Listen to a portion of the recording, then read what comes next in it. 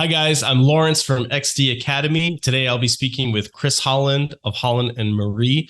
Chris is a lawyer who has been working in the Singapore crypto regulatory system for a few years now. I've had the chance to do some business with him, and I think that he's well known among the Singapore community in particular for his work in the regulatory space. And given some of the things that are going on recently, I thought it'd be interesting to get his perspective. Chris, thank you for being with us today.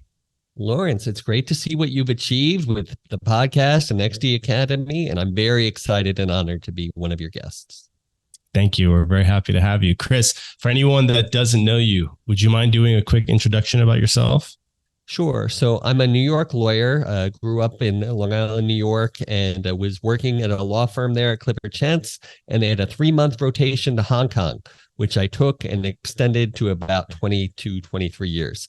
So most of that was between Hong Kong and Singapore. Then I joined an investment bank. We were going to take over the world. Instead, we lost $400 million. Through that, I kept getting promoted and I became general counsel, COO, and CEO of a regulated entity. And so through that, I learned a lot about regulation and how to work at financial institutions and kind of own it for myself. So about 5.5 years ago, we created Holland and Marie, which is now called HM. And we're a consulting firm that does strategy, compliance, licensing, and outsourced general counsel services. And so I got the good fortune to meet you one time. You had an idea at your old company, and it was complicated. And I told you I didn't think I was the right guy for the job. And I think you appreciated the honesty, and we've been in touch since. I certainly did, Chris. Yeah. And, a quick comment about the new name for your firm. Any concerns about having it confused with the Swiss, or is it Swedish, fast fashion company? We're excited. We have ideas in fashion as well. So if that's where it spills over, that's fine. So we had compliance in the name for a long time. It was going to be HM compliance and HM legal. And then we just decided to generally be HM. So the website is hmstrategy.com, but we're HM across the board, and not worried. We're going to take over the fashion one. Great. I love it. So Chris, in this series, I do these in like mini series. I talk to 3 people about a topic that is interesting for me. We're talking to Marcus Thielen, who's sort of a market historian along with researcher, talking to BitMEX CEO Stefan Lutz about, his view from a practitioner's standpoint about, what's happening in the markets and dealing with regulators. And then I wanted to get your perspective as someone who really understands the law, who is really coming into it from that perspective, and just talk about some of the evergreen subjects that people may want to understand regulation better. So if we can start at the simplest possible level, what does regulation mean? What does a regulator do? What does this even refer to?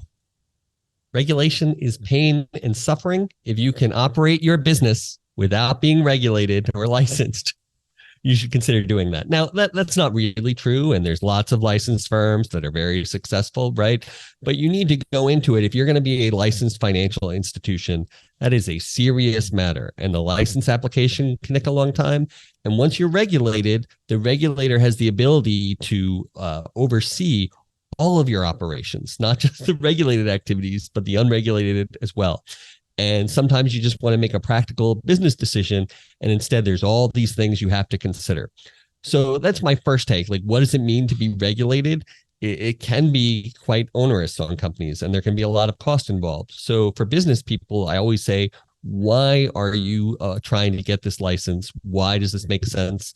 Either for a profit reason, or it's what your investors want, or your customers require it, etc. Then applicable regulation can be, that's a long topic. So it starts with where you are based and where your company is based, right? So wherever you think you're doing things and wherever you're generating revenue, you want to think about what is the applicable regulation here and who is my regulator.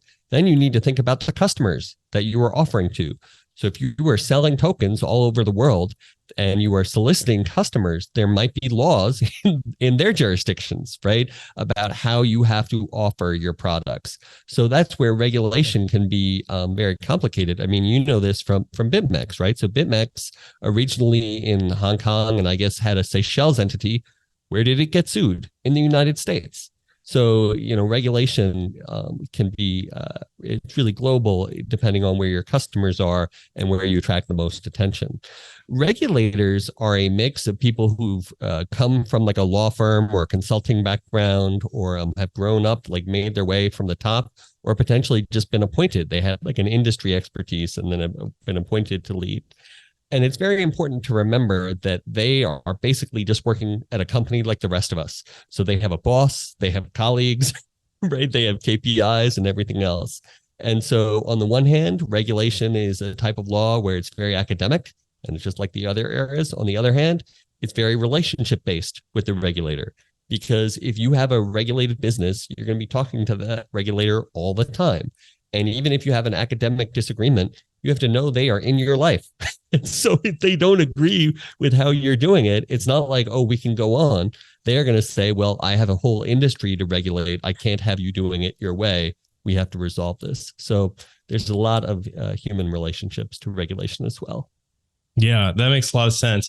I mean, I guess I like to keep things super simple. And I suspect that the people listening to this podcast right now are more on the more educated side about some of these subjects. But I'm interested in the audience that's still learning.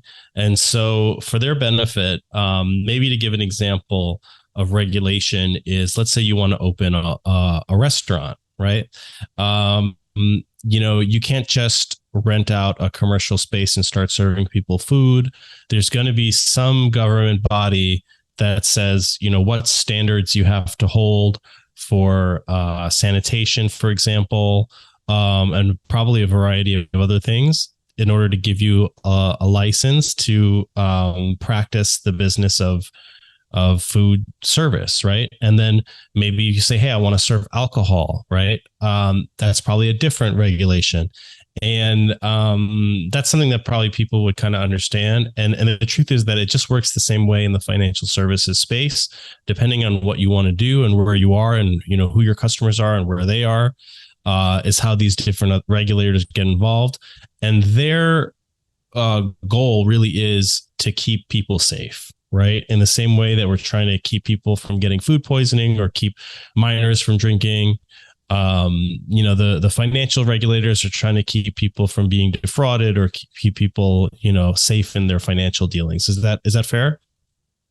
I think that's definitely a fair overview, and that's correct. The other industry you can compare it to a little bit is filmmaking, where if you are going to shoot in the middle of Manhattan, you need to get a permit and the police are involved and you can, all sorts of licensing just to shoot for a morning. And then there are guerrilla filmmakers who just bring their camera, show up one day, get the shot, and then no one's ever the wiser until it goes out on film. So you have all these people playing out different strategies depending on how much time they can spend getting the appropriate licenses and how much risk they are willing to take. I mean, if you shoot in an open field in a certain park, does it require a regulation? Where do you go to ask? Some people just do things, ask for forgiveness, not permission. So I'm not saying that's always the appropriate approach, but we have to know. I mean, certainly in crypto, that was done a lot in the early days, that there was no clear law. And so people would offer their tokens and say, nobody else has gotten in trouble. Why should I worry about getting trouble on my side? Yeah, this is a great point, right? Because first of all, it's good to acknowledge that there's something of a spectrum when it comes to sort of like regulated activity. Like as individuals, probably most of us are doing things in our day-to-day lives that are actually regulated in ways that we don't necessarily acknowledge. A good example is like, if I have an extra speaker around the house that I want to sell, right? And I post an ad on Facebook or something and say, hey, I have an old speaker I don't use anymore, really good quality, $500. And someone comes and buys that speaker, I'm supposed to actually pay tax on that, right? but I don't think I'm exposing anything crazy by saying that most people in this type of scenario probably don't fill out a tax form for this kind of thing. And I think the government, for the most part, they don't care that much about this. Now, if I make a business out of selling speakers and I'm moving, a couple units a day, that's a different story, right? And so the question of where exactly that line is sometimes confusing, and it's confused a lot of people in the crypto space as well. Do you think that's a fair summary? I think that's a very fair summary. It's a very fair point. And that's important to remember when you're doing something, especially in crypto. Do you think you are running a business, right? So do you have a website where you are trying to get customers and everything else? Then you are probably running a business and you want to think about regulation. If you're just buying Bitcoin for yourself, right, that's just acting on your own behalf. And that would generally be unregulated, provided that you can't deceive people, right? So whether it's paying taxes or fraud or just general laws, right, those will always apply. I think about being regulated as having some sort of main industry regulator. So how you talked about the food and services, right? Hospitals will be regulated, all those kinds of industries, and financial services. Let's say I want to start a crypto company, or I'm running a crypto company. Who are the regulators that I am probably going to care about? Right. So there are intermediaries, and I'd say there's token issuers, right? I divide it kind of two ways. Intermediaries are increasingly looking like global financial institutions like Citigroup and Goldman Sachs. So they're likely to have a regulated office in every main jurisdiction where they want to have customers. So you can service people offshore potentially, but if you are soliciting in, let's call it Indonesia, for example, Indonesia thinks, well, we need protections for our customers. And they also, frankly, think about the revenue drivers and the job drivers of having a certain crypto firm based there, right? So they would say, okay, you want to service Indonesian customers, that's great. Set up a company here, have an office, comply with our rules, and you can do it. So that's where intermediaries are starting to look like banks, where you need to have an office and a presence everywhere where you have a material customer base. Then you get an issuer that is just selling it, usually the one time. And then after that, whatever they are doing in their ecosystem is probably not a regulated activity. I mean, the devil's in the details, right? But if you're coming up with some like XD Academy, where you're putting out, education content, that is not a financial service.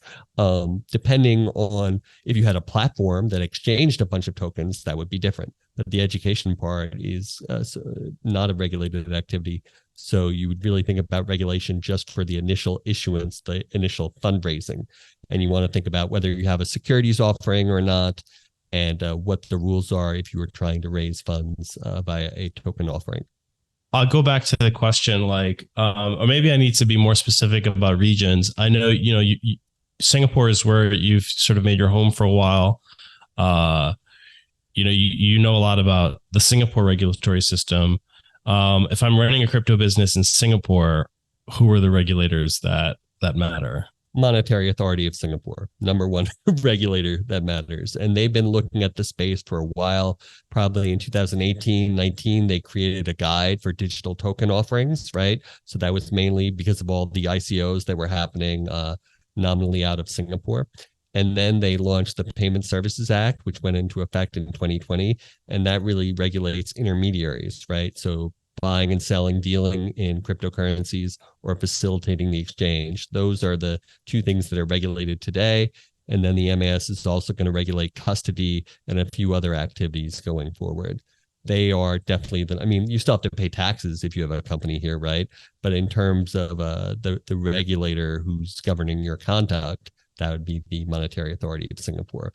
The only other thing you need to think about is if you are soliciting business in Hong Kong, right? So if you have a Singapore entity that's putting up a bunch of advertisements in Hong Kong, the SFC may say you are conducting a regulated activity in Hong Kong and you need to have a license. You can either have your Singapore entity apply, set up a branch in Hong Kong and apply for a license, or you just set up a new company and apply.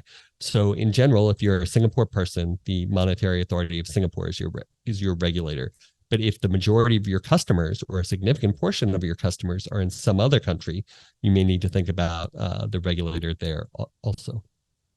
So we have a sense that different regulators in different jurisdictions have sort of different views on crypto and different levels of acceptance of crypto, I guess, as an industry.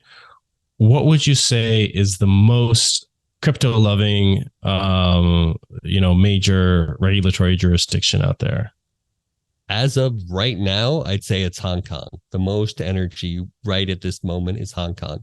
If you had asked me 6 months ago, I would have said Dubai, right? And if you had asked me about 4 years ago, I probably would have said Singapore. US is definitely low on the list. US is always a jurisdiction where there's a lot of regulation and cost to doing business. So you have to have a real economic driver to want to service US customers. So it's very important because it's very influential, especially with respect to AML CFT issues. But I'd say right now the hottest jurisdiction is in Hong Kong. And that kind of came out of nowhere, at least for me, because China has historically been very against cryptocurrencies, and China's influence in Hong Kong has been increasing. So I did not foresee in any way that there would be this big momentum in Hong Kong.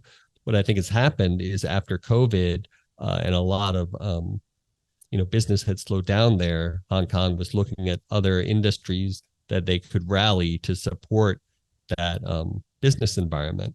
And cryptocurrency was ready for all available homes. And Hong Kong is a major financial city. So they recently launched a new law where people are preparing to be licensed. And there's definitely a lot of enthusiasm there. Yeah, I think that came out of left field for a lot of people.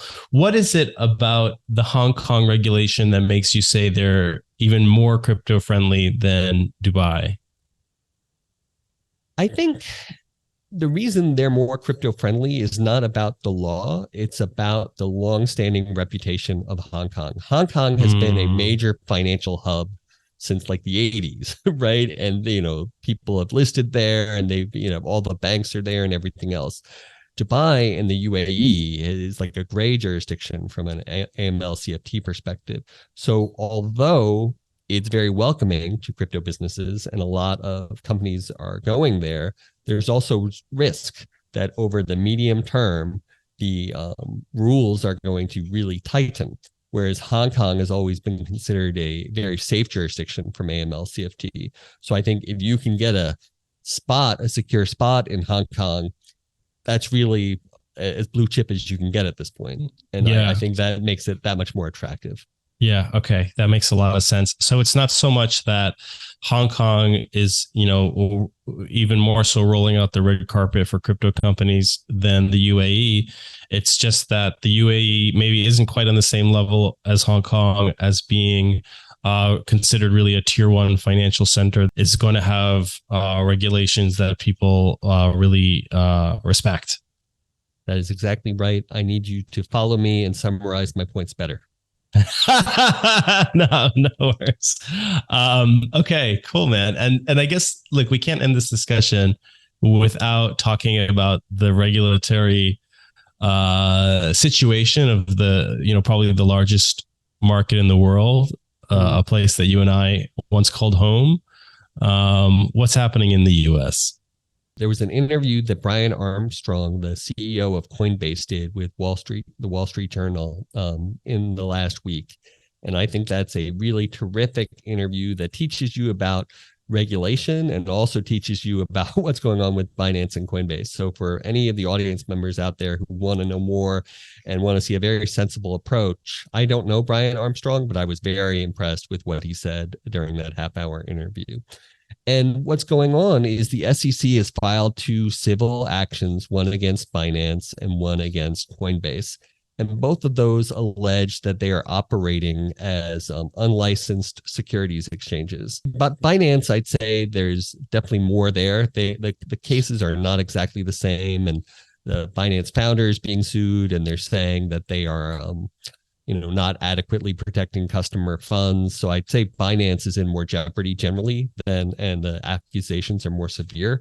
But it really comes down to a question of whether the SEC, the U.S. Securities and Exchange Commission, has authority to regulate Binance and Coinbase. And that comes down to whether cryptocurrencies are considered securities for purposes of U.S. law. And that's really an academic question. So originally, I'm a securities lawyer. You have no idea how boring the Howey test is, right? Considering all the factors, it all started with an orange grove and applying that to cryptocurrency. It should be really boring. What has happened is there's just accusations flying back and forth that each side is acting in an unfair way or sort of with their own interests at heart and not really applying the law. So you have Gary Gensler, the chairman of the SEC, saying these crypto firms know they have to be regulated and we want them to come in. And if you don't come in, we're going to enforce. And then Brian Armstrong made a great point and said, look, we have analyzed our coins. They just don't meet the test to be a security. Some coins meet the test, some do not. We are dealing with coins that do not. Therefore, the SEC is not the authority. Our coins are commodities, and we would deal with the commodities regulator. That's really an academic question, and Brian really made that clear. So what's going on in the U.S., there has been a flurry of activity this week. It is going to be a long haul because whatever is decided in the initial cases are going to get appealed, and I expect it to go to the Supreme Court. Yeah, it's a pretty interesting situation. This is reaching so far into the realm of speculation, but do you have an idea of what, number one, the issue would be if this goes to the Supreme Court? Is basically the Supreme Court going to end up deciding whether XRP, for example, is a security, or is there going to be some other point of law that's going to be the main one in contention? And then the second part of that question, if I may, is what, based on what you know of like the Supreme Court, what direction do you sort of see this going? Sure. So I'm a terrible Supreme Court analyst, so I'm going to say I have no idea what they're going to decide. I will say, and this is a point that Brian Armstrong made, and there's another lawyer called Louis Cohen, who's a former colleague of mine, and he's based in the States. And there's this question that when a coin is initially issued, it may be a security, and then it may not be a security once that is done. So the issuer originally may be doing a securities offering, but once all those things are sold, that token might not be a security anymore and instead would be treated as a commodity. And there's a variety of factors you have to look at. If that argument holds, I think that will then say the SEC is not the applicable regulator, and instead it should be treated as a commodity. If that argument fails, then I think the SEC is likely to win. Again, Brian Armstrong was saying, I don't even care if I win or lose in a way. I think we are right on the law, but even if we lost, at least there would be clarity. Because he was talking about there's a division of thinking between the commodities regulator and the securities regulator in the United States, and almost a turf war. So he was saying this is being used to settle that. And, that's kind of what I expect over the next 2 to 3 years. There will be resolution on whether it can change. And then there's probably going to be new laws passed. Yeah. I think the legislative branch will have to step in at some point, right? And actually tell us what they want, what their intention is for this whole thing. They'll say whether they like the outcome of the Supreme Court, right? So the Supreme Court will say this is what the law is today, and then the industry may say, okay, that's completely fine. We lost. We want to pass new laws that would then change the way the industry is created. So whatever the court decides, and this is really in any jurisdiction, right? You can always pass new laws that will change the game and will change your business for good or for bad and help you make profits or add to the cost. Do you think, Chris, it's a little weird that, so Coinbase is a public company. They had to register with the SEC in order to have an initial public offering. This is the same, body that's now suing them, but their business model hasn't changed. Yep. So I just, you know what I mean? That is something I just have a hard time understanding. And that's good. That's a good introduction to what regulatory practice is like, right? So that's where the Brian Armstrong interview was so good. He sounded very reasonable to me, and he was approaching things in the right way. He was like, look, this didn't come up at the time of our IPO, so we reasonably thought that this was okay, and the SEC agreed with our position. Of course, you have to know that regulators are never going to, I'd say in general, they do not want to lock themselves into something that might have unforeseen consequences down the road. And courts do that as well. Even you and I would do that, right? So would we ever go skydiving? Probably, but never say never, right? So courts don't want to say, hey, your business, all these coins, completely fine. We're never going to have an issue, right? Yeah. The SEC doesn't want to guarantee that. Now, you would hope that before we go IPO, hey, just take a look at the coins. If you have a big issue, let's sort it out now. But the SEC is like, no, we don't have to reach that conclusion now from an enforcement standpoint. All we care about is the IPO. So I actually think the way the SEC approached it is reasonable and legitimate, but it does add to the cost. This is why people don't like lawyers, right? That, why didn't we sort this out sensibly? It just unfortunately wasn't done because nobody documented the final position at that time of the IPO, right? Because Coinbase could have said, look, we don't want to go do our IPO unless the SEC guarantees that this is how they will enforce it. Coinbase didn't do that. They said, oh, we just assume reasonably that if you're letting us go public, you think we have a legal business. That ends up being an incorrect assumption. I mean, all of us in crypto, we like so much the freedom that crypto gives us. That's such a big feature of it. But in a way, it does run counter to what some of the regulators really want. We can't be so shocked when it seems like, the regulators have a problem with what we're doing, because we're doing things so differently from the way things have been done for so long, right? And it seems like a big part of what needs to be done is to really rethink, kind of the whole system. Is that fair to say? Probably don't agree with that. I'd say anytime you get really successful at something or something becomes a big deal, then there's going to be more scrutiny. Facebook, when he was doing it in Harvard in his dorm room, not a big deal. Once you're $1 billion company, right, there's a lot of scrutiny about how you have to do things. So I think that's what's happened with crypto. Originally, it was so small and so obscure and people weren't involving it. The regulators were not focused on it. It achieved so much, right? You were getting stadium naming rights done, right?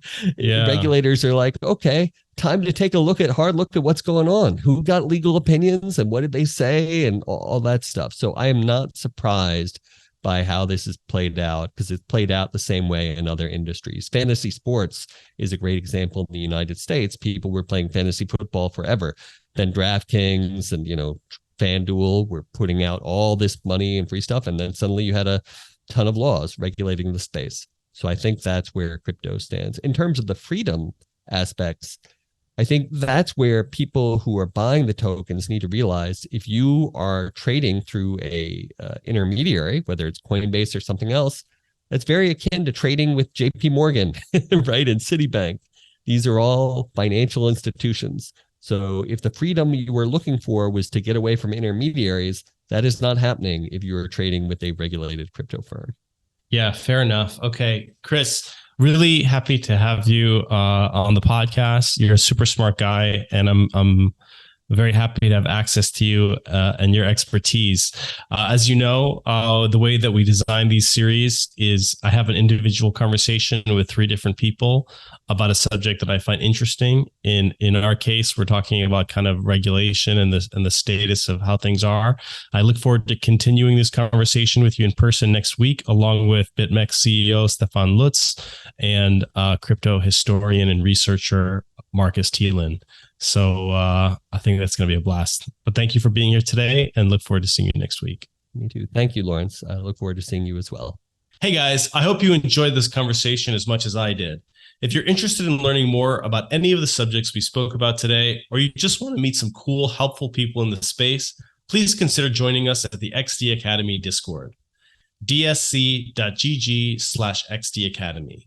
We'll be offering special rewards for the first 100 and 1,000 joiners of our Discord when our product launches later this year. So make sure to get in early to be whitelisted for special perks. I'll see you there.